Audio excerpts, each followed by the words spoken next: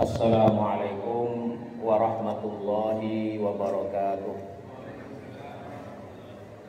Alhamdulillahi wa kafa, wassalatu wassalamu ala rasulihil ladzina astafa wa ala khatamihim al-mujtaba nabiyina wa maulana Muhammadin wa ala alihi wa ashabihi wa man ihtada bihadihi wastanna bisunnatihi wa qatafa atharahu min ahli sidqi wal wafa, amma ba'd.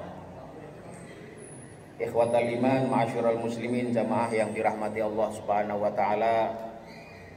Alhamdulillah, pada pagi hari ini insyaallah kita akan kembali melanjutkan ngaji kita. Ngaji hadis-hadis hukum yang ada dalam kitab Bulughul Maram,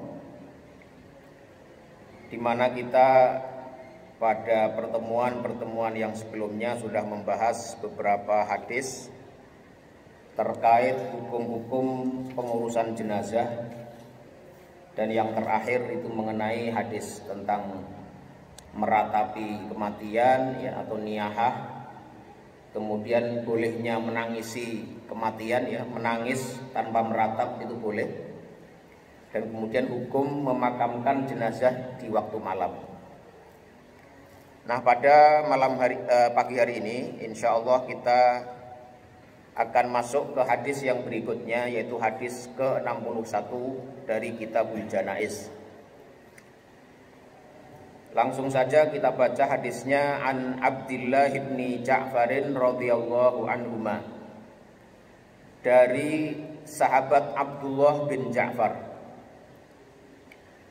Maksudnya adalah Abdullah bin Ja'far bin Abdul Muthalib. Qala, beliau mengatakan, lamma ja'a na'yu Ja'farin hina qutila. Suatu ketika datang kabar tentang kematian Ja'far bin Abi Thalib. Di Ja'far bin Abi Thalib itu adalah saudaranya Ali bin Abi Thalib. Beliau ini wafat, gugur di medan perang, yaitu pada perang Mu'tah yang terjadi pada tahun ke-8 setelah hijrah. Mu'tah itu satu wilayah yang ada di dalam peta geografis sekarang itu berada di wilayah Yordania. Saya pernah berkunjung ke sana juga ya. Nah, di situ waktu itu ya, perang Mu'tah itu peperangan yang luar biasa, tidak berimbang. Kaum muslimin jumlahnya sekitar 3.000 pasukan. Sementara lawannya itu dari Romawi. Orang-orang Kristen Romawi yang bersekutu dengan koalisi kabilah-kabilah yang bersekutu dengan mereka, yang jumlahnya kurang lebih 200.000 pasukan. Yang kisahnya mungkin sebagian kita sudah familiar ya, bagaimana saat itu peperangan tidak berimbang, tetapi kaum muslimin bisa memberikan perlawanan yang luar biasa. Nah, salah satu panglimanya, itu ada 3 panglima yang terkenal ya, yaitu Zaid bin Harithah, kemudian ini siapa? Ja'far bin Abi Thalib, dan yang ketiga adalah Abdullah bin Rawahah. Nah, Ja'far bin Abi Thalib ini gugur, yang dalam satu riwayat itu beliau di tubuhnya itu ada kurang lebih 70 bekas luka. Ada luka bekas sayatan pedang, ada bekas luka panah, dan seterusnya. Bahkan kedua tangan beliau buntung, terpotong. Makanya kemudian Rasulullah SAW itu pernah menghabarkan bahwasanya beliau melihat Ja'far bin Abi Thalib ini di surga, nanti tangannya akan diganti dengan sayap, dan beliau bisa terbang dengan sayapnya itu di surga. Makanya salah satu julukan untuk Ja'far bin Abi Thalib itu adalah Dzul Janahain, orang yang memiliki 2 sayap. Dan sebagian sahabat ketika memanggil Abdullah bin Ja'far ya, Abdullah bin Ja'far yang meriwayatkan hadis ini, itu kadang-kadang menyebutnya dengan Yabna Dzil Janahaini, wahai anaknya orang yang punya 2 sayap. Jadi 2 sayap itu yang dikhabarkan oleh Rasulullah Sallallahu Alaihi Wasallam itu sebagai bentuk pujian ya, atas ganjaran balasan yang Allah berikan kepada Ja'far bin Abi Thalib sebagai ganti dari dua tangannya yang diputus oleh musuh di perang Mu'tah. Jadi mirip-mirip perang Gaza sekarang ya. Perlawanannya sangat tidak berimbang. 3.000 pasukan lawan 200.000 pasukan. Kemudian perang itu berakhir ketika 3 panglima itu gugur ya, secara bergantian. Akhirnya pimpinan pasukan diganti oleh Khalid bin Al-Walid, di mana kemudian beliau melakukan satu strategi untuk mundur ya. Mundur dari medan perang sebagai sebuah bentuk strategi itu tidak masalah, bukan termasuk bagian dari az-zahfu minal qital, bukan termasuk orang yang kabur dari peperangan, bukan. Tapi itu bagian dari strategi untuk menyelamatkan pasukan setelah melakukan asesmen bahwa pertempuran tidak imbang. Itu ya sekilas tentang Ja'far bin Abi Thalib dan perang Mu'tah. Nah, anaknya Ja'far bin Abi Thalib ini yang namanya Abdullah, itu beliau mengatakan bahwasanya dulu ya, ketika datang kabar tentang wafatnya Ja'far bin Abi Thalib, jadi Rasulullah saat itu berada di Madinah. Beliau mengutus pasukan ke Mu'tah, itu adalah peperangan pertama yang dilakukan oleh umat Islam di luar Jazirah Arab. Jadi di Yordan sana. Yordan itu sudah tidak termasuk Jazirah Arab. Qala Nabi sallallahu alaihi wasallam, ketika Nabi mendapatkan kabar tentang gugurnya Ja'far bin Abi Thalib, beliau mengatakan isna'u li ali Ja'farin ta'aman. Buatkanlah oleh kalian untuk keluarganya Ja'far yang gugur di medan perang itu ta'aman, makanan. Faqad atahum ma yashghaluhum. Telah datang kepada mereka ya, keluarganya Ja'far bin Abi Thalib ma yashghaluhum, apa-apa yang membuat mereka sibuk dengan kematian Ja'far bin Abi Thalib. Hadis ini akhrajahul khamsatu, dikeluarkan oleh imam yang 5, yaitu dalam Sunan Abu Dawud, ya, Tirmidzi, Ibnu Majah dan Musnad Ahmad. Illan Nasaiyu, kecuali Nasai. Nah, ma'asyiral muslimin yang dirahmati Allah Subhanahu wa taala, hadis ini menjadi dalil dianjurkannya, disunnahkannya, disyariatkannya agar orang-orang yang ada di sekitar keluarga yang sedang menghadapi musibah kematian, khususnya dari tetangganya atau kerabat dekatnya, keluarga dekatnya, untuk memberikan makanan kepada ahlul musibah, orang-orang yang terkena musibah dengan wafatnya keluarganya itu, fi yaumi musibatihim, pada hari di mana mereka mendapatkan musibah itu. Ini sebagai bentuk ya, betapa Islam itu mengajarkan sebuah kohesivitas sosial ya, solidaritas sosial. Ketika seseorang mendapatkan musibah, maka dianjurkan orang-orang yang ada di sekitarnya untuk membantunya. Ini sebagai bentuk, sekali lagi, penegasan ukhuwah Islamiyah yang diajarkan oleh Islam. Ini sekali lagi, hadis ini menjadi dalil dianjurkannya diberikannya makanan kepada orang-orang yang tertimpa musibah kematian, bukan sebaliknya. Ya, bukan sebaliknya. Nah, hadis ini tidak menyebutkan seberapa lama atau seberapa panjang waktu atau periode dianjurkannya pemberian makanan kepada orang yang tertimpa musibah kematian tadi. Apakah 1 hari atau 3 hari atau berapa hari? Itu karena tidak ada dalil yang membatasi itu, maka sebagian ahli ilmu ada yang mengatakan yaumun wa lailatun, ya, sehari semalam. Li'annal ghaliba annal husna syaghilah an i'dadi ta'ami la yastamiru akthar min dzalik. Ya.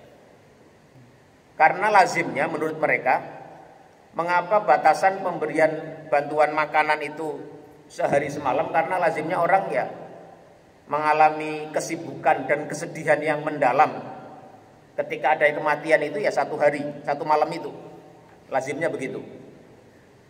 Namun sekali lagi karena tidak ada dalil yang tegas, sebagian ulama mengatakan tidak, tapi 3 hari. Ya. Jadi pendapat-pendapat itu muncul karena tidak adanya dalil yang membatasi secara pasti berapa lama periode sebaiknya ahli mayit atau ahli jenazah itu diberikan bantuan makanan. Ini. Jadi ya kalau begitu dilihat situasi dan kondisinya saja. Ya. Kira-kira kalau di Indonesia misalnya di kampung kita ada yang meninggal, terus kira-kira mereka masih larut dengan kesedihannya dan masih sibuk dengan pengurusan jenazahnya, ya saat itulah sebaiknya diberikan bantuan makanan kepada mereka. Ini saya nggak tahu apakah kalau misalnya masjid itu punya mekanisme, punya satu SOP, kalau ada orang meninggal ada anggaran khusus misalnya ya yang disiapkan untuk memberikan bantuan makanan. Jadi orang tidak lagi saling tunggu atau saling cari siapa yang akan membantu. Masjid misalnya menanggung makanan orang yang tertimpa musibah kematian selama misalnya entah 1 hari, 2 hari atau 3 hari, itu mungkin ada baiknya juga ya. Menjalankan sebagai bentuk implementasi dari anjuran ini.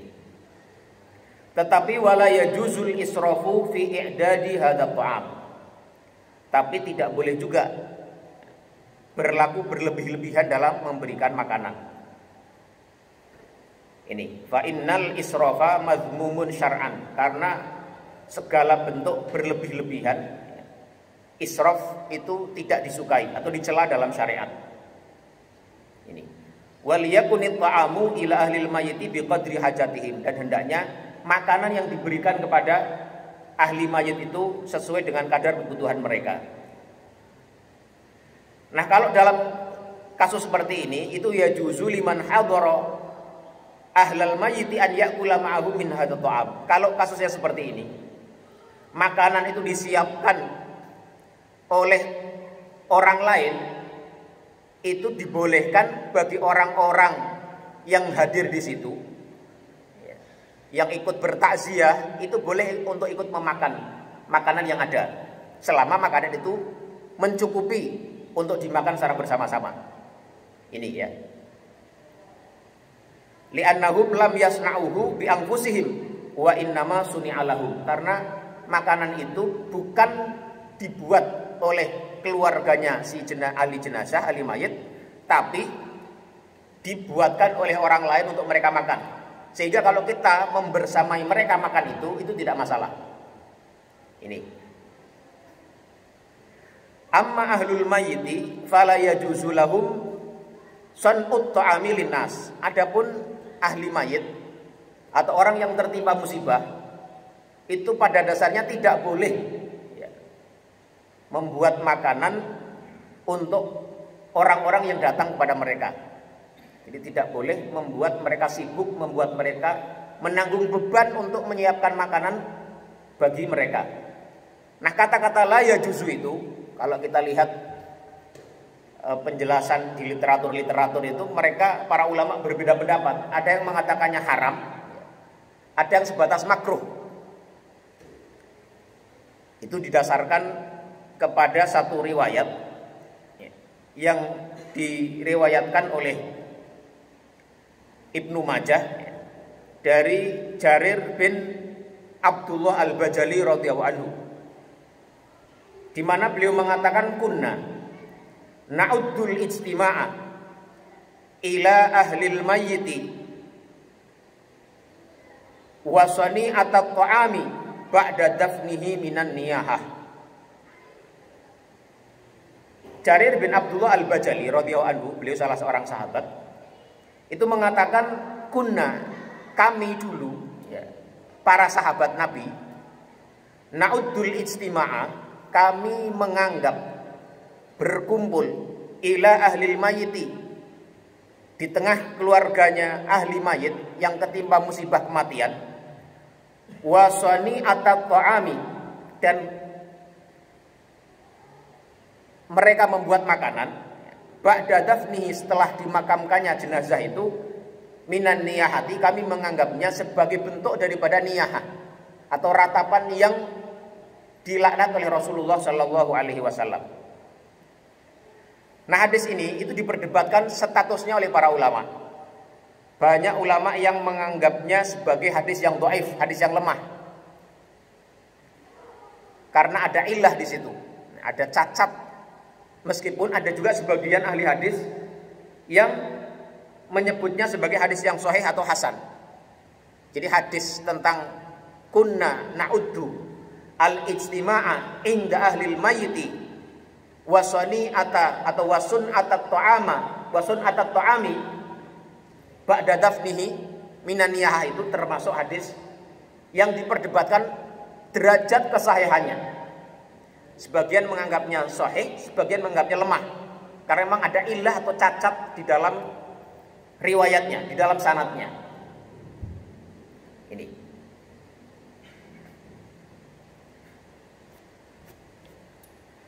Nah, sekali lagi, hukum membuat makanan yang dibuat oleh keluarga mayit untuk tamu-tamu yang datang itu, kalau kita lihat mayoritas ulama itu melarangnya. Meskipun larangan itu ada yang menyatakannya haram, ada yang menyatakannya hanya sebatas makruh saja. Termasuk banyak ulama Syafi'iyah pun begitu. Kalau kita rujuk ke dalam beberapa kitab Syafi'iyah, itu kebanyakan menyatakan larangan itu. Bahkan salah satu syarah daripada Bulughul Maram, I'lamul Anam, yang ditulis oleh Syekh Dr. Nuruddin Iter, itu beliau seorang ahli hadis dan juga seorang fakih, ya, ahli fikih dalam mazhab Syafi'i di Suriah, itu juga mengatakan sebenarnya tidak dianjurkan, bahkan yukroh, tidak disukai. Ahli mayit membuat makanan untuk orang-orang yang datang ke situ.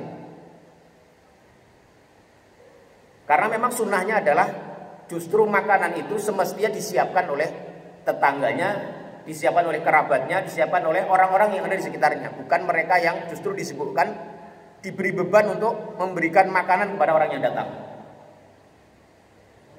Ya, ini nanti ada penjelasan lebih lanjut. Kalau makanan itu sifatnya sederhana, makanan yang diberikan sebatas untuk takriman lil dhaif, menghormati tamu, seperti misalnya air atau makanan kecil, permen, kalau di kampung itu biasanya dikasih permen, itu banyak ulama yang membolehkan, termasuk salah satunya mufti Saudi yang lalu, ya, Syekh Abdullah bin Bas, itu saya pernah baca fatwanya, beliau membolehkan memberikan makanan sebatas makanan yang memang untuk takriman atau ikroman lil dhaif. Tapi membuatkan makanan yang khusus karena dia kematian kemudian ada orang banyak datang, dia membuat makanan, itu dilarang. Sekali lagi, larangan itu ada yang sampai mengatakannya haram, namun sebagian pula mengatakan sebatas makruh, dan itu pendapat mayoritas ulama, termasuk mazhab dalam ulama dalam mazhab Syafi'i.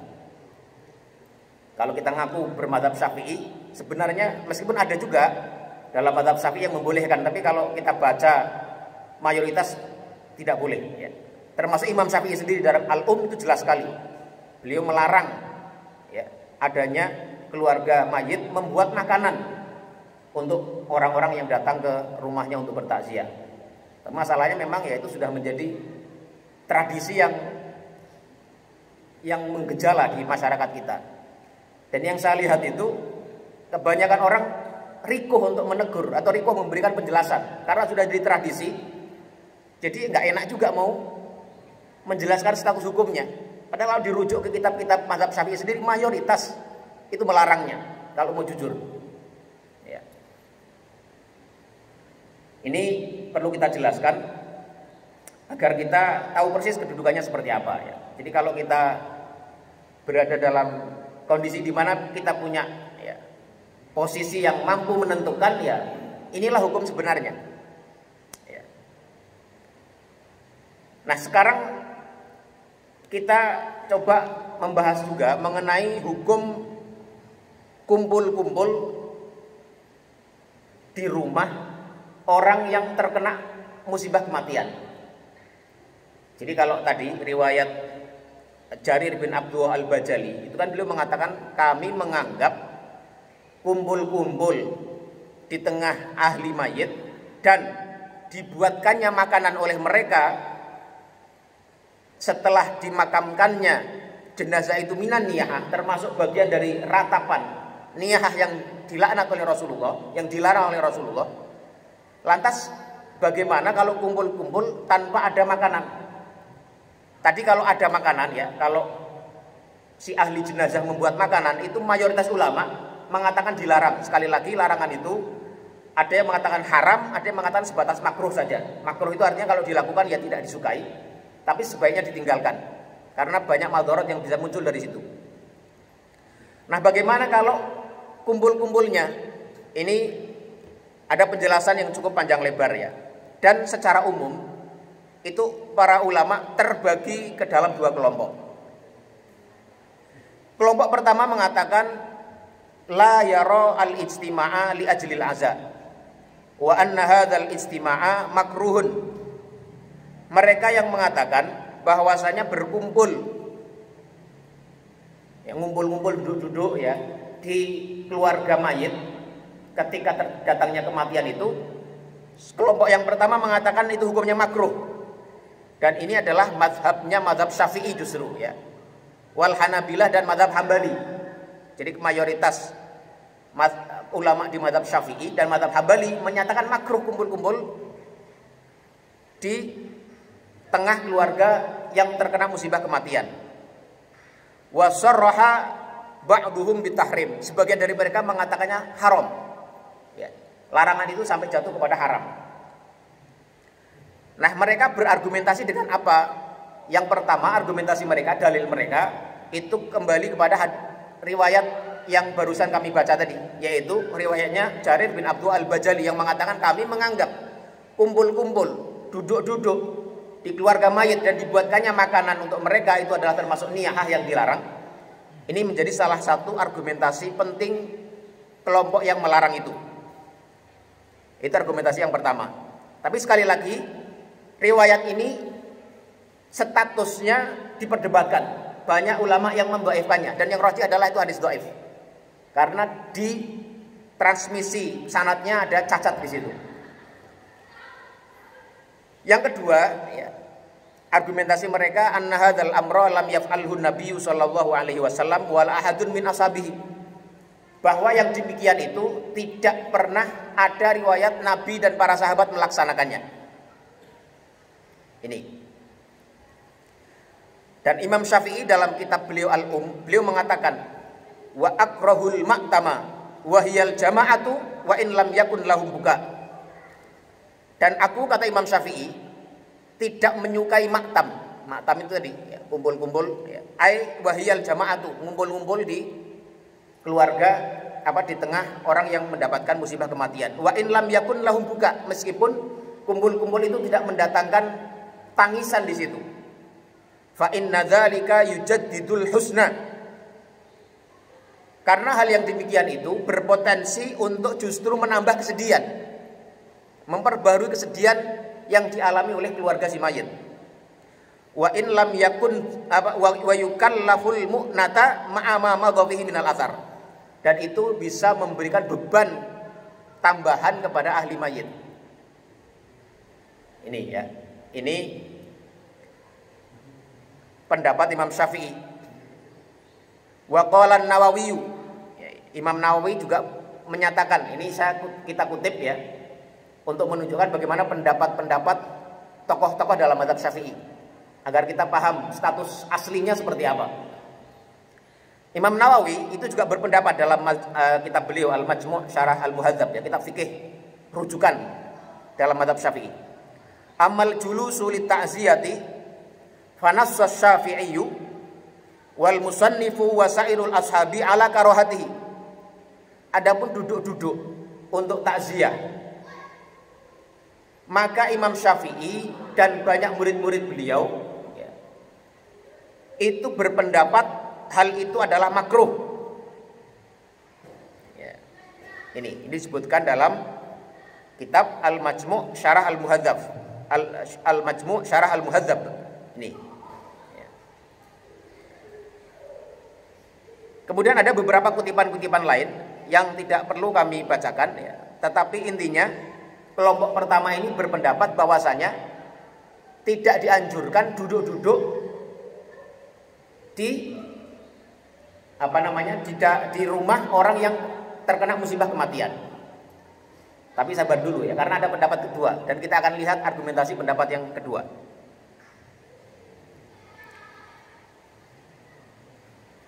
Pendapat yang kedua mengatakan ya,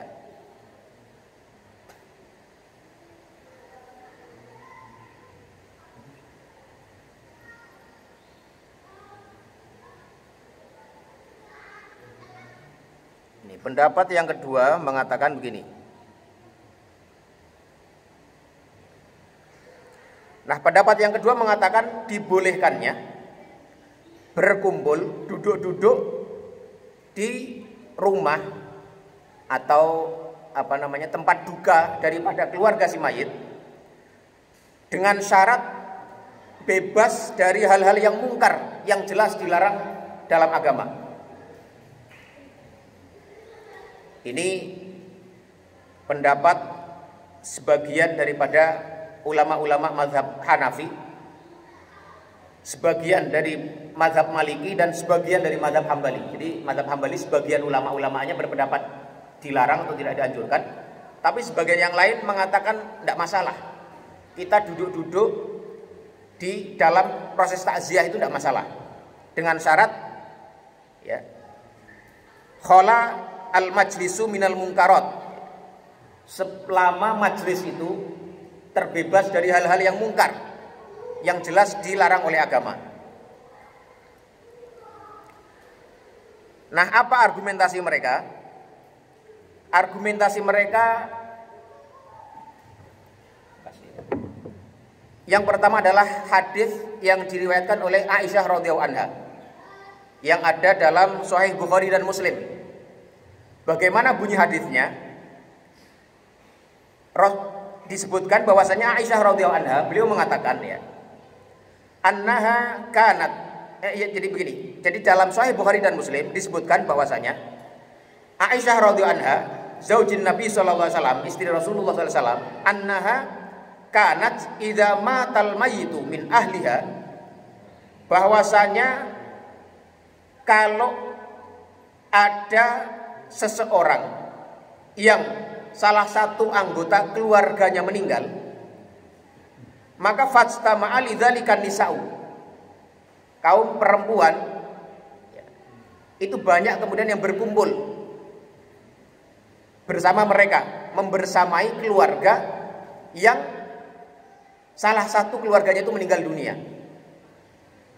Ini menunjukkan apa? Bahwasanya di dalam tradisi di zaman para sahabat itu kumpul-kumpul di tengah keluarga yang mendapati musibah kematian itu biasa terjadi, sebagaimana diceritakan dalam Sahih Bukhari dan Muslim ini. Annaha kanat idza matal mayyitu min ahliha fajtama'a lidzalika nisa'u. Kaum perempuan banyak yang berkumpul di situ. Tsumma tafarraqna ila ahliha. Setelah kumpul-kumpul ya, menghibur ya, mentakziah keluarga yang ditinggalkan oleh si mayit, mereka berpisah kembali ke rumahnya masing-masing. Ya. Tsumma tafarraqna ya, illa ahlaha wa khassataha. Kecuali yang tersisa itu adalah keluarga dekat dan orang-orang yang memiliki hubungan khusus dengan keluarga si mayit. Ya. Jadi tetangga-tetangga, masyarakat secara umum itu ngumpul-ngumpul dulu di situ, kemudian berbubar setelah itu. Nah, Aisyah radhiyallahu anha setelah itu amarat biburmatin min talbinatin fatubikhat. Maka kemudian Aisyah itu memerintahkan untuk mendatangkan satu periuk talbinah.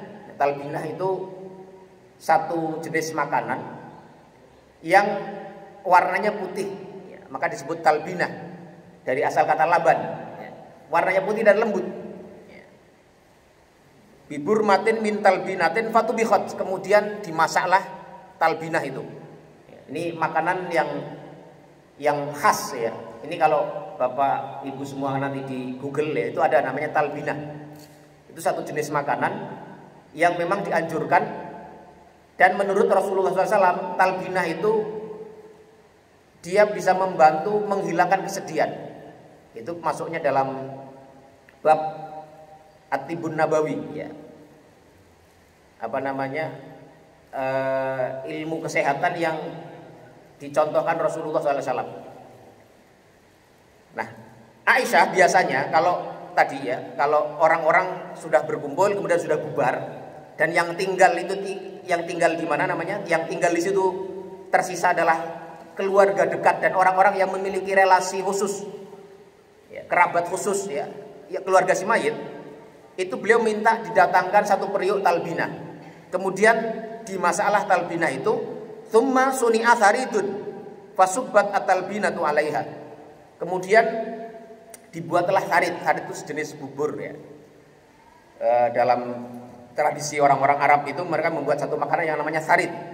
Ya. Fasubbat at-talbinatu 'alaiha. Kemudian talbinah itu diguyurkan jadi toppingnya tharid itu.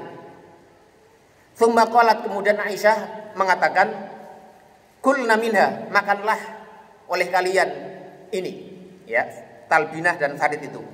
Fa inni sami'tu Rasulullah sallallahu alaihi wasallam yaqul, karena sesungguhnya aku mendengar bahwasanya Rasulullah sallallahu alaihi wasallam berkata, at-talbinatu mujimmatun li fuadil maridi.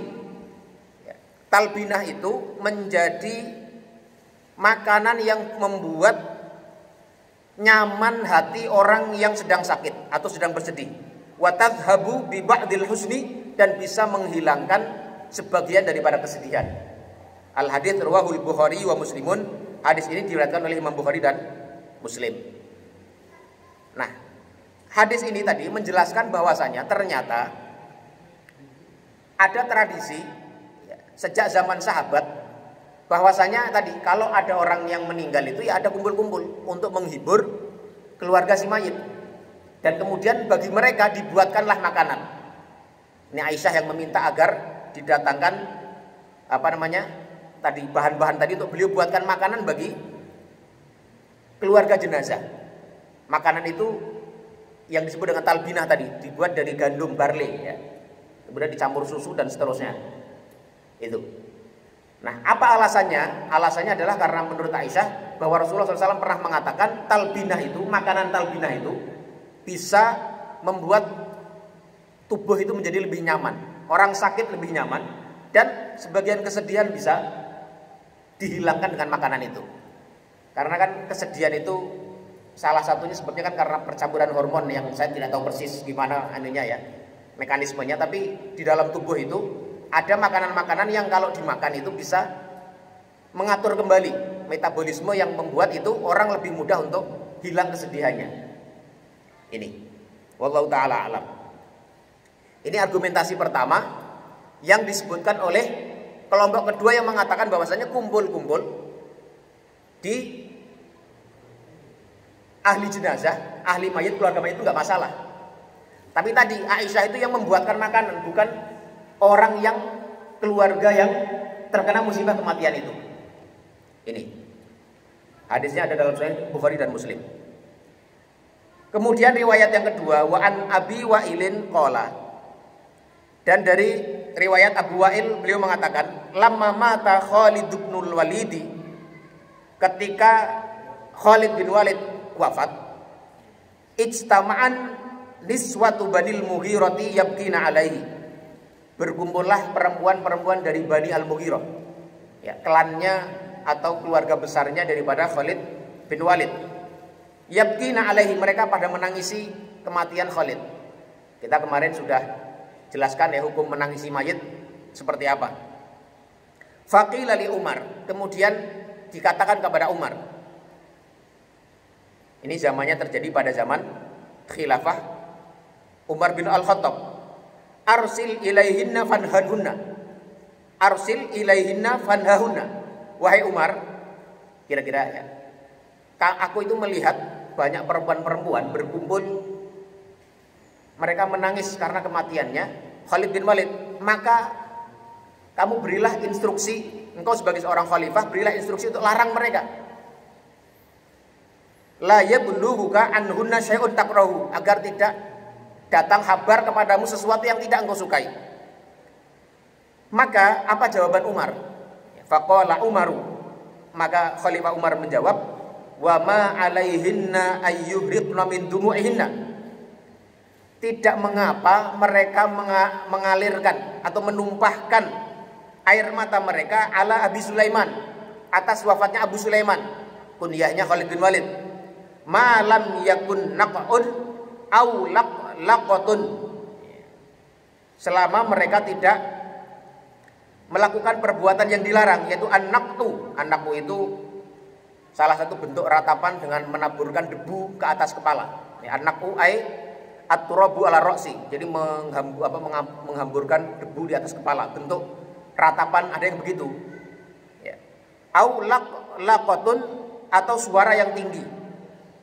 Jadi Umar mengetahui atau dilapori bahwasanya ada banyak perempuan dari Bani Al-Mughirah, klan keluarga besarnya Khalid bin Walid, berkumpul menangis karena wafatnya Khalid bin Walid.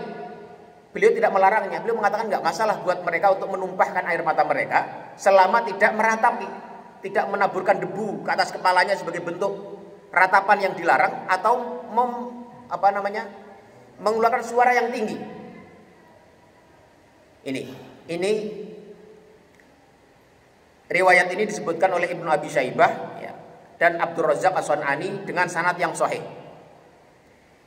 Ini argumentasi yang kedua ya, yang menjadi dasar oleh kelompok yang kedua yang mengatakan kumpul-kumpul di tengah keluarga mayit, di tengah keluarga orang yang ketimpa musibah kematian itu tidak masalah.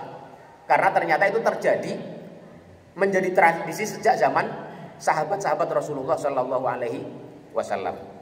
Ini.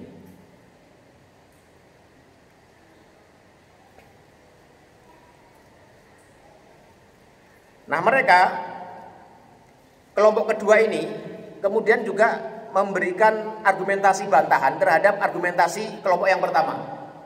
Mereka mengatakan hadis yang oleh kelompok yang dijadikan dasar oleh kelompok pertama itu menurut mereka adalah hadis yang lemah.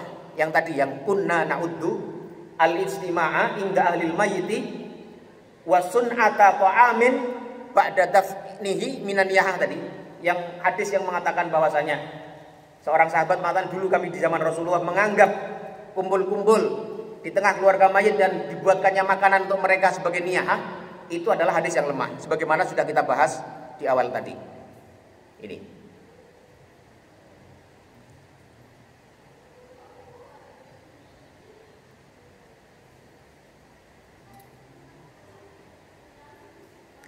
Kemudian mereka juga mengatakan, ya, kalaupun ya, seumpama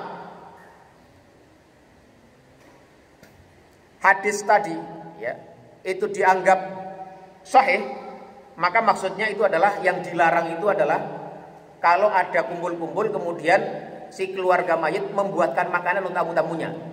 Itu yang dilarang, karena itu bertentangan juga dengan sabda Rasulullah tadi yang justru menganjurkan agar keluarga yang ditimpa kematian itu mereka yang justru seharusnya dibantu dibuatkan makanan untuk mereka. Ini. Nah, yang menarik kalau kita lihat ya fatwa-fatwa ulama kontemporer ya, di sini kita ambilkan fatwa-fatwanya ulama Saudi ya, yang sering dijadikan rujukan bagi sebagian kalangan di antara umat Islam di Indonesia juga ya. Itu justru mereka berpendapat dibolehkannya kumpul-kumpul ya di kalangan keluarga jenazah selama tadi tidak ada hal-hal yang mungkar, hal-hal yang dilarang dalam syariat, seperti tadi membuatkan makanan itu oleh keluarga mayit ya, yang orang yang ditinggal mati itu jelas mayoritas ulama mengatakan itu tidak dianjurkan, sebagian memakruhkan, sebagian mengharamkan. Tapi selama tidak terjadi begitu, seperti yang kita lakukan kalau kita ada jenazah meninggal, kita duduk-duduk ya, ngopi-ngopi di situ ya, kopinya juga didatangkan oleh orang-orang tetangga sekitar, itu nggak masalah, itu dibolehkan. Misalnya Syekh Abdullah bin Bas ya, pernah ditanya mengenai hukumnya tadi ya, orang-orang bertakziah duduk-duduk di rumah itu. Beliau mengatakan la a'lamu ba'san. Aku tidak melihat sesuatu yang dilarang di situ. Fi man nazalat bihi musibatun bi mauti qaribin aw zaujatin wa nahwi dzalika an yastaqbilal muazzina fi baitihi fil waqtil munasib. Aku tidak melihat hal itu dilarang ya. Kalau ada keluarga yang ditinggal jenazah itu kemudian menerima orang-orang datang ke rumah mereka, duduk-duduk di situ. Li'anna ta'ziyata sunnatun, karena takziah itu hukumnya sunnah. Wastiqbalul muazzina mimma yu'inuhum ala ada'i sunnah. Dan menerima menerima tamu yang bertakziah tadi itu adalah bagian daripada bentuk kesempurnaan orang-orang yang bertakziah itu untuk melaksanakan sunnah tadi. Ini. Wa idza akramahum bil qahwati awis syai awit tibi fa kullu dzalika hasan. Kalau dia kemudian memuliakan mereka sebatas dengan menghidangkan teh ya, sesuatu yang ringan ya, atau kopi, atau menaruh wewangian untuk menghormati tamu itu tidak masalah. Ini pendapat beliau. Ya, ini kami cantumkan di sini untuk memberikan contoh ya, bagi orang yang menganggap itu dilarang, bahwa itu boleh menurut ulama-ulama mereka. Ya, ini. Wa qala Syekh Shalih Al-Utsaimin, ya, mufti Saudi juga setelah Abdullah bin Bas, itu juga mengatakan hal yang sama. Ya. Walladzi ra'ainahu min ulama'ina fi hadzal baladi wa fi ghairihi hatta ulama'i tawati min qablu annahum kanu yajlisun. Pendapat yang menjadi pandangan ulama-ulama kami, kata beliau, ulama-ulama Saudi ya, fi hadzal baladi wa fi ghairihi, baik di Saudi maupun di luarnya. Beliau mengatakan annahum kanu yajlisun, itu biasa. Duduk-duduk di tengah orang yang mendapati kematian itu adalah satu hal yang biasa dan dibolehkan oleh mereka. Mengapa? Karena kalau itu tidak bolehkan, itu akan justru menghalangi takziah itu sendiri. Tradisinya kalau takziah kan orang ya dulu ngobrol-ngobrol ya, menghibur orang yang orang yang kena musibah itu. Ini dibolehkan. Bahkan ya, Syekh Abdullah bin Bas ini juga berpendapat ya, kalau datang tamu-tamu itu ya, kemudian sebagian di antara mereka membacakan Al-Quran, ya, itu boleh. Tapi beliau berpendapat kalau membaca Al-Quran di situ dengan undangan, ya, kemudian dengan undangan dari ahli mayit untuk membaca Al-Quran secara khusus diberikan makanan di situ, beliau mengatakan itu tegas dilarang. Tapi kalau ada orang datang takziah, menghibur keluarganya, kemudian membacakan Al-Quran di situ, ya, biar yang terkena musibah itu merasa nyaman dengan bacaan Al-Quran itu tidak masalah. Itu beliau membolehkannya. Ini beberapa pendapat terkait masalah kumpul-kumpul di tengah keluarga yang mendapat musibah kematian. Nah, tampaknya yang pendapat yang lebih rajih adalah memang pendapat yang membolehkannya ya. Tsumma la yakhfa anal qaula bil jawazi wal aqrab ilal yusri wa rafil haraj. Pendapat yang di sini adalah bahwasanya qaul atau pendapat yang mengatakan bahwasanya kumpul-kumpul di tengah keluarga yang ketimpa musibah kematian itu dibolehkan, itu adalah al-aqrabu ilal yusri wa rafil haraji. Pendapat yang lebih dekat dengan kemudahan dan maslahat yang lebih besar bagi keluarga si mayit itu. Ini.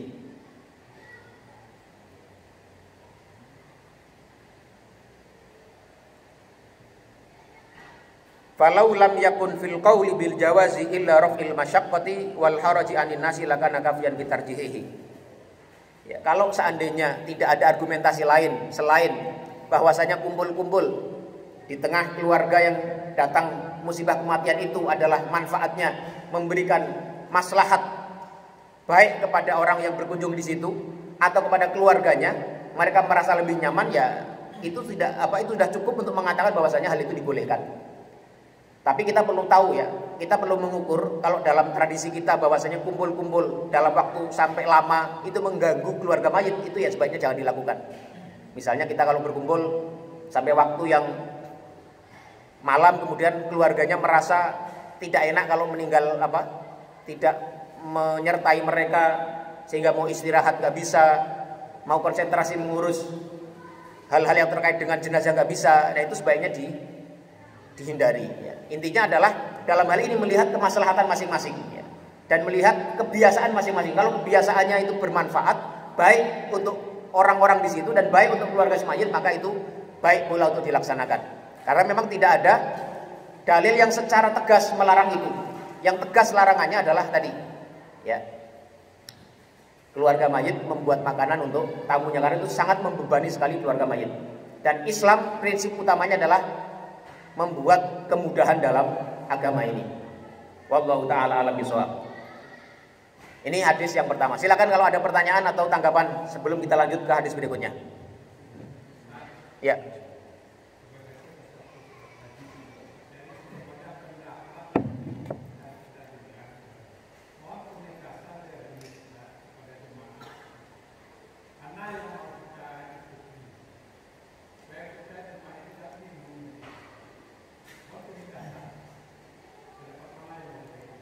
Ya, terima kasih. Ya, tadi sudah kita jelaskan ya kedudukan masing-masing, dan kita selalu mengatakan itu penting ya untuk mengetahui pendapat para ulama dan argumentasi mereka. Setelah itu masing-masing memilih dengan keyakinannya masing-masing. Ya, asal tidak didasari hawa nafsu ya. Karena masing-masing orang akan bertanggung jawab dengan pilihannya masing-masing. Itu juga ada hadis yang menarik sekali ya, yang kebetulan kemarin kami juga ngaji ya di satu tempat membahas bab tentang tayamum. Ya, kami jelaskan bahwasanya di situ ada satu hadis yang juga penting ya. Suatu ketika ada dua orang sahabat itu diutus, sebelum saya masuk ke inti pertanyaannya, ini untuk memberikan gambaran ya. Ada dua sahabat itu diutus oleh Rasulullah SAW ke satu tempat.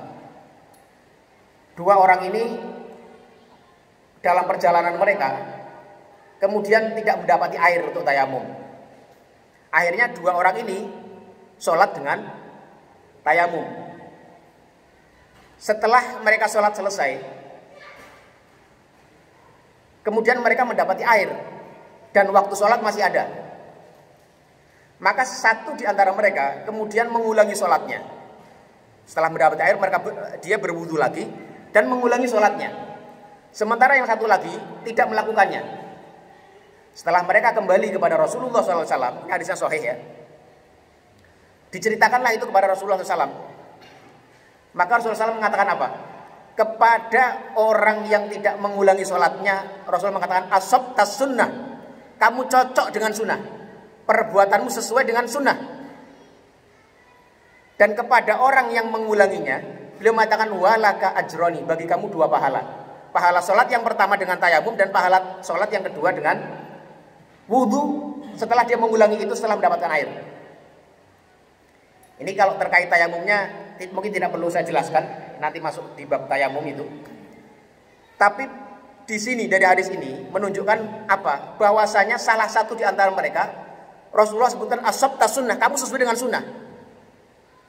Tapi kepada orang yang satunya, kan artinya berarti kalau yang satunya asabtas sunnah, kamu sesuai dengan sunnah, itu berarti yang benar adalah pendapat yang tidak mengulangi sholatnya. Jadi orang kalau sudah sholat dengan tayamum, meskipun waktu sholat masih ada, bertemu dengan air, itu tidak perlu mengulangi sholatnya. Tapi kepada orang yang mengulangi sholatnya, beliau mengatakan falaka ajroni, bagi kamu dua pahala. Pahala sholat yang pertama dengan tayamum dan pahala sholat yang kedua dengan wudhunya itu. Meskipun nantinya ya para ulama mengatakan begini, bagi orang yang sudah mengetahui hadis ini, wajib baginya mengikuti sunnah. Yaitu sunnahnya apa? Sholat cukup sekali saja dengan tayamum itu, tidak perlu mengulang. Tapi bagi orang yang berijtihad dengan sebatas ilmunya dan dia belum mengetahui secara pasti mana yang benar itu, dan dia memilih pendapat itu, maka itu bisa diberikan pahala juga dengan ijtihadnya dia itu. Ini menunjukkan betapa apa namanya ya, tingginya ya cara Islam melihat perbedaan itu. Rasulullah tidak menyalahkan orang yang ini, yang satunya yang mengulang sholat itu, dia dapat 2 pahala. Sementara yang satunya Rasulullah mengatakan ashabta sunnah, kamu lebih tepat cocok dengan sunnah, lebih sesuai dengan syariat. Tapi dengan yang satunya Rasulullah mengatakan falaka ajrani. Makanya kita ini sekali lagi ya, ketika belajar, kewajiban kita adalah terus belajar, menambah ilmu seterusnya. Setelah itu kita wajib memilih pendapat yang kita, kalau ada perbedaan, memilih pendapat yang paling mendekati kebenaran menurut batas ilmu yang kita miliki, dengan tanpa hawa nafsu ya. Dengan keyakinan kita, dengan keyakinan yang tidak dibuat-buat, dengan keyakinan yang tulus dalam hati kita.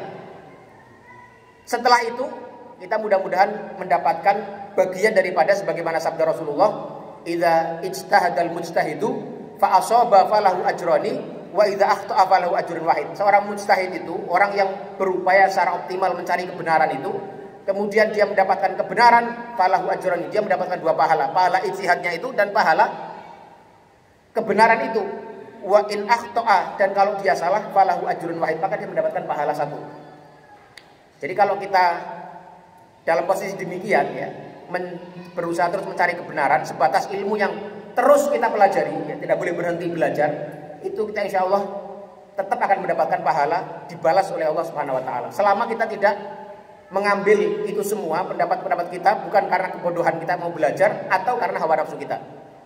Itu prinsip yang perlu kita pahami. Makanya kita juga kalau melihat perbedaan di antara kalangan umat Islam, jangan buru-buru untuk mencela, jangan buru-buru untuk menghujat. Kita nggak tahu posisi masing-masing seperti apa. Silahkan Anda ambil pendapat yang menurut Anda paling benar sesuai dengan keyakinan batas ilmu yang Anda sampai. Ada satu orang kunut, satu tidak, satu apa namanya tadi seperti tadi ya, mengulang sholatnya, yang satu tidak, dan seterusnya. Itu banyak sekali perbedaan-perbedaan. Ya sudah, silakan Anda pilih pendapat yang menurut Anda paling kuat, paling mendekati kebenaran, dan sudah ya laksanakan itu. Kita ambil terus belajar mencari yang paling benar. Nah, kembali kepada pertanyaan Bapak tadi, pendapat mana yang paling tepat menurut saya pribadi ya. Kalau saya pribadi cenderung pendapat yang kedua, Pak. Dan itu tidak menjadi masalah kalau kita kumpul-kumpul ya, tidak mendatangkan madorot apapun ya. Selama itu tadi kita ketahui keluarga korban, keluarga musibah, ahli musibah itu tidak merasa terganggu dengan itu. Kalau kita ketahui merasa terganggu, ya sudah, kita melipir dulu. Tapi kalau kita duduk-duduk ya, memberikan suasana ramai, biasanya orang sedih itu kan kadang kalau hanyut dalam kesedihannya, sepi itu kan tambah sedih. Nah, kita ramai di situ ya, sambil ya kalau ada yang baca Quran baik-baik saja ya. Sebagai pendapatnya Abdul bin Bas, ulama Saudi yang sangat masyhur itu, tidak masalah juga. Yang penting intinya adalah kalau selama tujuan takziah itu tercapai dengan itu, maka silahkan dilakukan. Ya. Karena memang tujuan penting daripada datangnya orang di situ adalah untuk bertakziah. Bertakziah itu menghibur ya, hati orang yang tertimpa musibah kematian. Itu Pak ya, jelas Pak ya? Itu pendapat kami, dan insya Allah itu adalah pendapat yang lebih tepat. Wallahu taala alam bisawab. Ada yang lain? Ya Pak, silakan. Saya menanggapi masalah yang tadi ya, keluarga mayat itu dilarang menyiapkan misalnya segala sesuatu yang berkaitan dengan makanan maupun minuman. Di sini pertanyaan saya, batasan keluarga mayat di sini adalah apakah sebatas dengan misalnya ya contoh keluarga saya suami istri, enggak, atau katakan mungkin sama famili yang mungkin tidak berdomisili di di sini misalnya gitu. Mereka mungkin ada tinggal di luar Azalea, apakah di pasar Minggu atau di Jakarta dan lain sebagainya. Nah, ini artinya kalau saya melihat mereka mungkin artinya melihat bahwa mereka juga ingin membantu keluarganya yang sedang kena musibah, enggak. Mereka dengan hati ikhlas dan sukarela, mereka akan mungkin dia membantu menyiapkan apakah itu minuman atau segala macam, enggak. Nah, ini apakah masuk kategori hukum yang tadi haram, makruh, atau mungkin halal gitu kan? Kira-kira terima kasih kan? Ya, terima kasih Pak Darso. Batasan tadi adalah batasan bagi orang yang berada di rumah itu, yang dia itu dengan meninggalnya si mayit itu memang mendapatkan beban yang paling besar. Ya kalau di kita umpama suami istri, anak ya suami istri dan anak itu yang memang dilarang untuk menyiapkan. Tapi sekali lagi makanan yang dimaksud adalah makanan khusus yang memang tujuannya disiapkan hanya karena datangnya kematian itu. Kalau sifatnya hanya kopi, ya teh yang sederhana yang memang itu lazim diberikan kepada seorang tamu. Jadi gini, ukurannya adalah ukuran kebiasaan, Pak. Kalau sekiranya orang itu, biasanya kalau tamu datang itu apa yang disuguhkan? Kalau suguhannya teh, kopi, ya cemilan sebatas sekadarnya, itu kan sesuatu yang biasa dia lakukan. Itu gak masalah, dia keluarkan gak masalah, dia punya itu gak masalah dikeluarkan. Tapi membuatkan makanan, ya kalau kita kan di kampung itu kan, ya maaf ini sekali lagi ya, ini tradisi yang terjadi banyak di kita, tapi sebenarnya kalau dirujuk ke kitab-kitab mazhabnya sendiri itu banyak yang melarang, meskipun tadi ada yang makruh, ada yang haram. Membuat itu, bikin nasi, apa namanya, itu kan memberatkan sekali. Jadi kalau sebatas minuman, ya, teh, kopi, permen, ya itu tidak masalah. Ya. Sembilan kecil-kecilan tidak masalah. Itu tidak termasuk dengan makanan yang dibuat untuk karena datangnya kematian itu. Nah, siapa yang dilarang tadi? Sekali lagi itu adalah keluarga inti yang kedapatan musibah tadi. Kalau tetangganya atau kerabatnya yang di pasar minggu tadi kan itu jauh kan. Maksudnya tidak orang yang terlibat langsung di situ dan orang yang mendapatkan musibah langsung dari kematian itu tidak masalah. Dia ikut membawakan, itu termasuk bab tadi isna'u li ali Ja'far ta'aman. Ya, termasuk mendatangkan membawa makanan bagi keluarga inti yang mendapatkan musibah itu. Jadi gak masalah kalau misalnya tadi keluarga yang dari mana pasar minggu, kerabatnya, ya sepupunya, pamannya itu kan keluarga yang tidak langsung terkait dengan yang tertimpa musibah itu. Tidak masalah membawakan makanan di situ, justru untuk dimakan oleh orang yang di rumah itu atau para tamu yang ikut hadir di situ, tidak masalah. Jelas gak Pak Darso ya? Ada yang lain? Ya.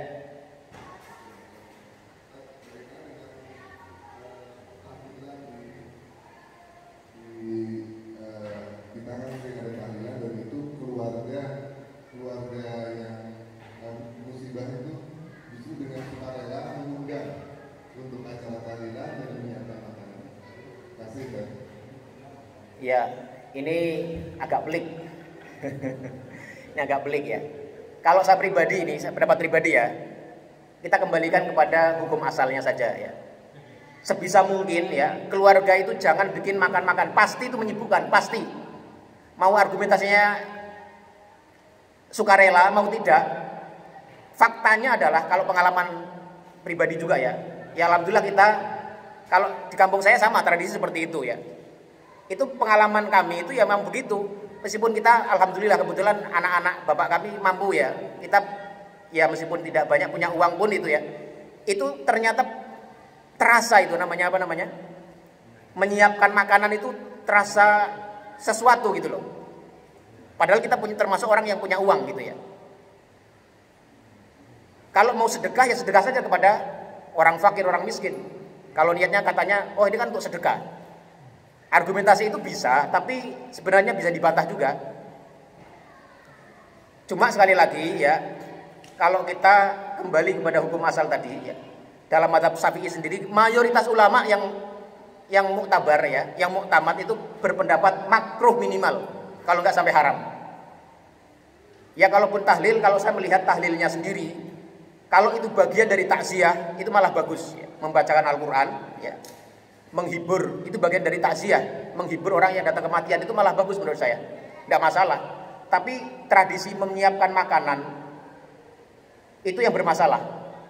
Dan orang yang datang tahlilan pun khawatirnya malah motifnya bukan motif solidaritas untuk mentakziah, memberikan hiburan, mendoakan si jenazah, enggak.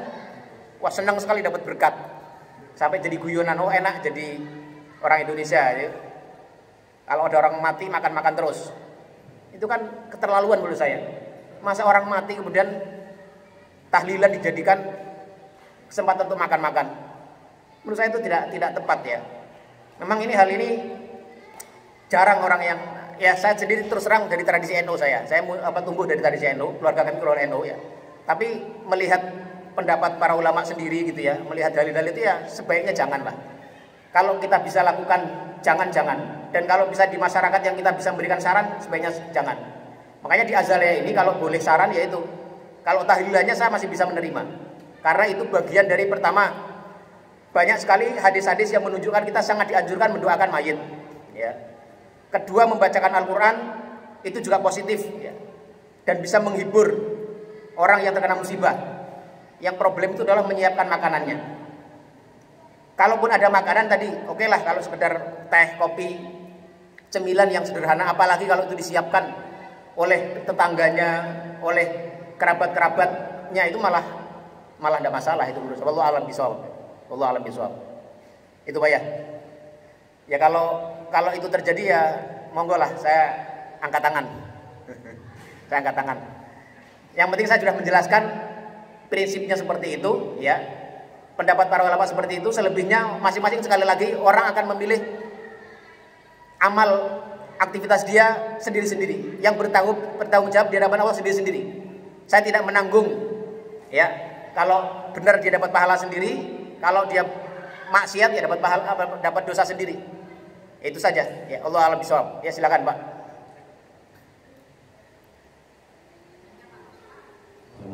Ya nanti sebentar Bu ya, ada Bapak ini dulu yang sudah megang mic. Assalamualaikum Pak Ustaz. Ya.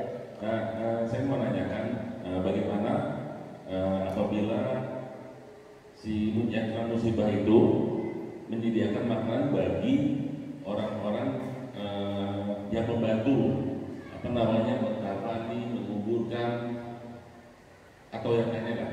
Tapi yang yang mengerjakan itu dari tetangga ataupun saudara di rumah musibah tersebut. Bagaimana Pak Ustaz? Ya, jadi gini, prinsipnya sebenarnya adalah dalam syariat itu, kalau kita lihat dalil-dalil yang ada itu adalah intinya orang yang sedang tertimpa musibah kematian, mereka adalah orang yang paling berhak untuk mendapatkan pertolongan dan bantuan. Jangan membebani mereka dengan sesuatu apapun yang justru menambah beban mereka mendapat musibah kematian. Musibah kematian adalah musibah yang termasuk paling berat yang dihadapi oleh seseorang. Dalam masalah ini, tetangga memberi bantuan itu bagus sekali. Cuma bagaimana kalau mereka menyiapkan makanan? Sebaiknya yang makanan itu ya tadi disiapkan oleh tetangganya atau keluarga jauhnya lah, maksudnya bukan orang keluarga inti yang mendapat musibah itu. Tapi kalau sampai si keluarga inti justru dia sibuk, waduh ini gimana? Ada orang lagi mengkafani suami saya atau istri saya harus menyiapkan makanan, itu artinya menambah beban dia lagi. Dalam kasus ini mestinya adalah, yaitu tadi ada mekanisme kalau bisa, di mana orang-orang yang membantu itu tidak dibebankan kepada keluarga si mayit. Ya entah honornya itu dari RW atau dari DKM misalnya, dari masjid, atau apa, ada mekanisme yang membuat keluarga jenazah itu sebaiknya tidak menanggung beban tambahan di luar musibah kematian itu. Ini ya, masalahnya kalau ditanya gimana hukumnya ya sebaiknya jangan gitu saja lah. Kalau udah terlanjur ya tidak apa-apa kalau udah terjadi. Tapi kalau belum terjadi sebaiknya itu jangan sampai terjadi. Kita sebagai masyarakat ini ya upayakan membantu agar beban keluarga yang ditinggalkan oleh jenazah itu, oleh si mayit itu tidak menanggung beban lain di luar beban musibah adanya kematian dari keluarganya itu. Allah Ta'ala alam ya. Itu. Silakan Bu. Assalamualaikum. Waalaikumsalam. Tanya Pak Ustaz, soal ini membaca doa kunut, kalau yang jamaah atau diam membacanya apa Pak Ustaz? Itu. Ya. Terima kasih Bu. Ya. Assalamualaikum. Waalaikumsalam warahmatullahi wabarakatuh. Ya, kunut itu kan isinya doa. Ketika mama ibu jadi makmum ya kan, ibu jadi makmum, itu mengamini doanya imam. Kan imam itu doanya kan biasanya kunut itu Allahumma hdina fiman hadait, ya. Minta hidayah. Kemudian ada doa-doa setelahnya. Nah setelah itu kan diam. Mengapa imam diam? Karena yang dibaca imam saat itu bukan doa, tapi pujian kepada Allah. Nah saat itu kalau diamini tidak tepat.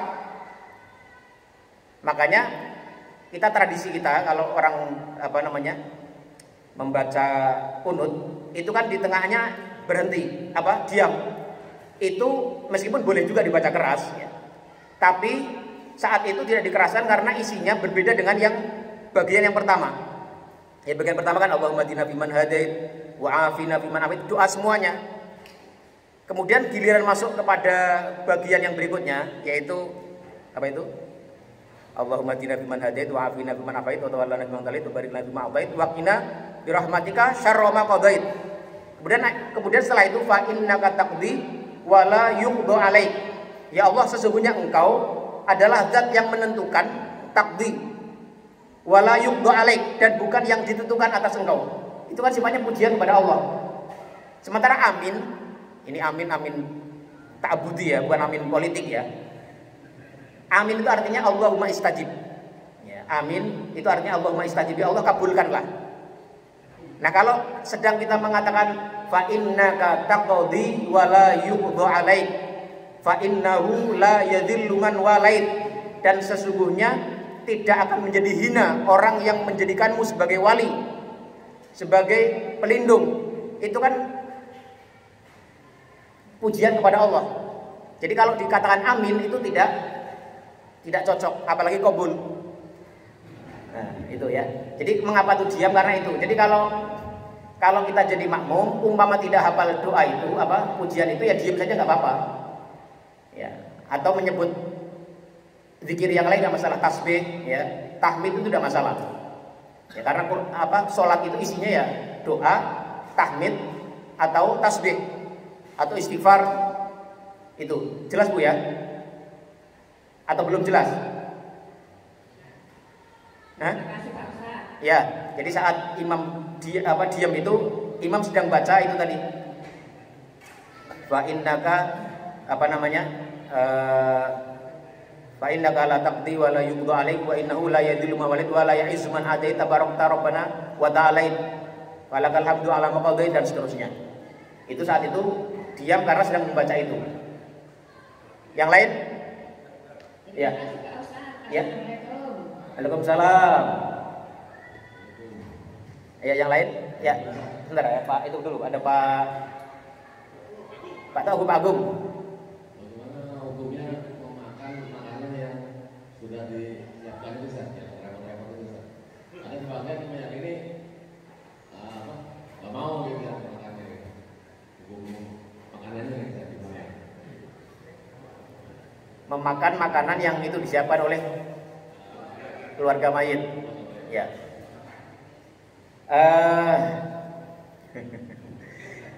Ya gini. Jadi kalau kita yakin bahwasanya menyiapkan makanan oleh si mayit itu jatuh sampai pada batas haram, maka haram pula kita memakannya.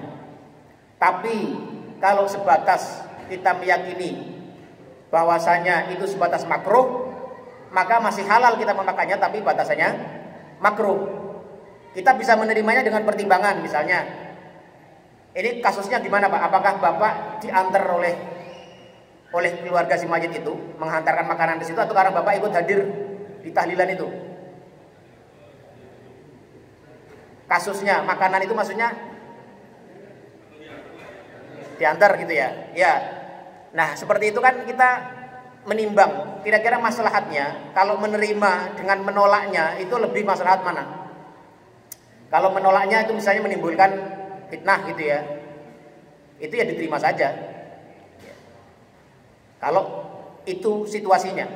Jadi misalnya kalau kita menolak makanan dikirim, kan kesannya misalnya bagaimana gitu ya. Makanya kita tetapkan dulu keyakinan yang kita pilih itu apa. Apakah itu batasannya haram atau sebatasnya makruh. Kalau batasannya adalah membuat makanan bagi keluarga hukumnya haram, ya sebenarnya aslinya apa yang datang dari situ haram juga. Ya kalaupun kita harus menolak, kalau Bapak keyakinannya itu, ya tolaklah dengan halus, dengan sebaik-baiknya agar tidak menimbulkan fitnah. Tapi kalau Bapak hanya sebatas pada keyakinan makruh saja, sebagaimana pendapat ulama yang memakruhkan, ya itu artinya masih bisa diterima, ya masih bisa diterima dan bisa Bapak makan dan masih halal hukumnya. Jelas ya Pak ya? Atau masih kurang jelas? Jelas ya? Ya, Pak Rasidi. Salam.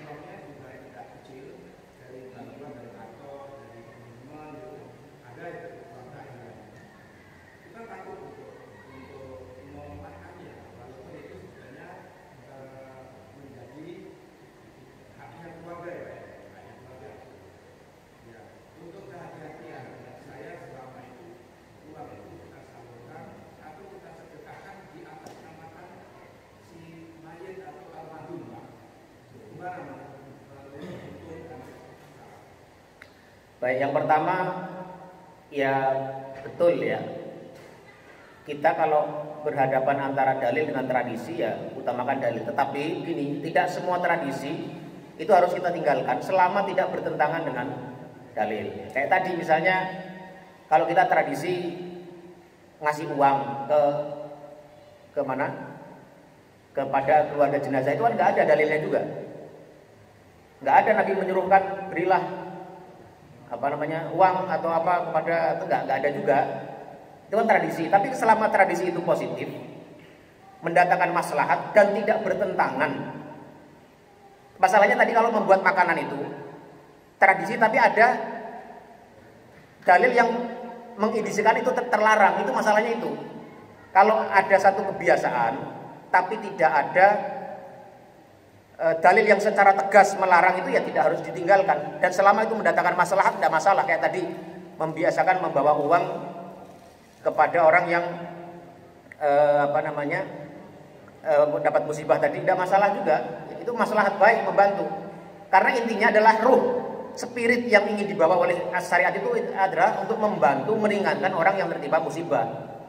Salah satunya bentuknya tadi yang Rasulullah SAW ucapkan, isna'u ta'aman li ali Ja'far, ya, buatlah makanan untuk bantu mereka. Nah, di luar itu bantuan apapun yang lain selama memberikan bantuan ya sangat baik juga, dengan uang, dengan beras, ya dengan apapun lah yang sifatnya memberikan bantuan, meringankan musibah yang didapati oleh ahli musibah. Jadi melihat tradisi, tidak semua tradisi itu harus ditinggalkan selama tradisi itu mendatangkan maslahat. Bahkan ada satu hukum dalam dalam usul fikih itu al-adatu muhakkamah. Adat, kebiasaan, tradisi itu menjadi salah satu konsideran penting dalam menentukan hukum. Kayak contoh misalnya kalau orang datang menghadiri undangan khitanan atau menghadiri undangan walimah. Kalau zaman dulu nggak ada orang menghadiri undangan itu sambil membawa amplop. Itu kan tradisi kita, kebiasaan kita. Tapi itu dilihat sebagai satu hal yang positif, membantu si orang yang punya hajat. Ya terserah mau ngasih berapapun, mau sedikit mau besar, bebas. Itu udah masalah juga. Hukumnya bagaimana? Ya sah-sah saja. Karena tidak ada larangannya. Selama sekali lagi Islam itu prinsipnya adalah la dharara wa la dirara. Tidak boleh orang itu melakukan satu hal yang membahayakan dirinya maupun membahayakan orang lain. Itu prinsip dasarnya. Segala hal yang membuat bahaya untuk dirinya atau membahayakan orang lain itu pada dasarnya dilarang dalam agama. Semua hal, meskipun tidak ada dalilnya yang khusus, tapi semua hal yang membahayakan dirinya dan membahayakan orang lain itu dilarang. Ya, itu yang pertama, masalah menimbang antara tradisi dan syariat. Ya. Yang kedua, mengenai untuk apa sebaiknya sumbangan dari orang-orang yang takziah ke rumah kita yang terkena musibah itu menggunakan uang itu. Jadi pada dasarnya sebuah hibah itu, sebuah pemberian, kalau sudah diberikan kepada orang yang menerimanya, ya semua diserahkan kepada orang yang menerima. Mau dibuat apapun itu bebas bagi dia. Dia berkuasa penuh atas apa yang diberikan kepada dia. Ya. Jadi mau dibuat sedekah atas nama si mayit sangat bagus ya. Sekalian meskipun nanti masuknya bab itu tadi perdebatan apakah sedekah yang dilakukan oleh orang yang hidup atas nama mayit bisa sampai atau tidak. Mayoritas mengatakan sampai ya. Ada yang mengatakan tidak. Itu di luar perdebatan. Mau digunakan untuk proses pengurusan jenazah itu juga boleh. Mau diberikan sepeda motor misalnya, tidak apa-apa juga. Karena sudah diberikan bantuan itu. Artinya kalau dia makainya untuk sepeda motor, ya dia melihat kebutuhan yang lain sudah tercukupi. Jadi bebas Pak sifatnya Pak. Monggo saja. Nggak ada ketentuan apapun. Apalagi yang itu di bantuan uang itu nggak ada di zaman sahabat, nggak ada. Ya kan? Jadi nggak ada contohnya. Mau dibuat apa itu terserah. Selama tentu tidak ditasarufkan kepada hal-hal yang dilarang dalam agama. Wallahu a'lam bishawab. Yang lain? Satu lagi kan. Ya. Maaf tadi kan disebutkan bahwa kalau keluarga yang terkena musibah itu diberikan makan, dikasih waktu ya 1 hari 1 malam itu ya di sunahnya seperti itu. Nah untuk keluarga yang kena musibah yang tidak diperkenankan untuk memberikan makan kepada tamu atau yang takziah itu ada batas waktunya enggak? Seperti itu tadi disampaikan kaitannya kalau misalnya kita tahlilan biasanya sahibul musibah itu memberikan makanan atau apa gitu. Nah itu ada batas waktunya atau tidak? Terima kasih. Baik, terima kasih Pak Saryadi. Yang pertama mengenai batas waktu berapa lama dibuatkannya makanan tadi, saya kembali ke penjelasan awal. Tidak ada dalil secara khusus yang membatasi sampai berapa lama. Cuma kami sebutkan tadi ada sebagian ulama yang membatasinya cukup sehari saja sudah cukup. Mengapa? Karena umumnya sebagian orang itu ya kesedihan dan beban itu ya datang di hari-hari pertama saja. Ada kemudian yang berpendapat sampai 3 hari. Itu mengapa ada perbedaan pendapat seperti itu? Karena memang tidak ada dalil yang tegas yang mengatur sampai berapa lama. Intinya adalah sekali lagi ya dilihat sampai kapan dia merasa perlu dibantu, kira-kira gitulah. Ya, kalau sehari mampunya sehari misalnya ya monggo sehari, atau dilihat perlu sampai 3 hari ya monggo sampai 3 hari. Intinya tidak ada waktu khusus yang membatasinya. Kemudian kembali kepada pertanyaan yang kedua mengenai berapa lama batas larangan ahli mayit untuk memberikan makanan kepada orang yang datang ke rumahnya. Kan takziah itu kan rata-rata 3 hari ya, ininya masa berkabung itu ya kurang lebih 3 harian lah. Ya sampai saat itu. Tapi maksudnya begini, apakah kemudian setelah itu lewat dia boleh membuat makanan? Yang dilarang adalah tujuannya. Jadi membuat makanan dengan tujuan ya, karena alasan kematian itu ya nggak boleh Pak. Sampai apapun sebenarnya ya, jadi tujuannya itu apa dulu. Kalau dia misalnya habis kematian kebetulan sudah dijadwalkan seminggu setelahnya dia bikin walimah misalnya, memang sudah ada jadwalnya, dia anaknya mau menikah. 3 hari sebelumnya bapaknya meninggal. Kan waktu walimah dia membuat makanan, tapi makanan itu dibuat untuk walimah, bukan niat untuk jenazah tadi. Ya itu tidak masalah. Meskipun itu masih dalam waktu 3 hari, umpamanya ada kasus seperti itu, kan dia niatnya ini untuk walimah, untuk mensyukuri adanya pernikahan itu. Tapi kalau misalnya pun sudah 10 hari ya, sudah 40 hari misalnya, ya itu deh, kembali kepada hukum tadi. Apakah sebatas makruh saja atau sampai haram? Allah taala alam ya. Allah alam itu. Jelas Pak ya? Ada yang lain? Cukup ya.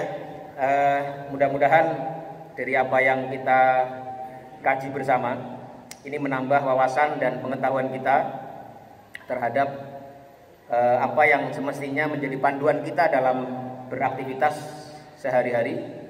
Yang benar semuanya adalah min fadli rabbi ya, karena karunia dan nikmat dari Allah Subhanahu wa taala. Sementara yang salah itu adalah karena keterbatasan dan kebodohan kami. Aqulu qouli hadza wa astaghfirullah li wa lakum. Wa sallallahu ala nabiyyina Muhammadin wa ala alihi wa sahbihi wa sallama tasliman katsira. Subhanakallahumma wa bihamdika asyhadu an la ilaha illa anta astaghfiruka wa atubu ilaik. Wassalamu alaikum warahmatullahi wabarakatuh.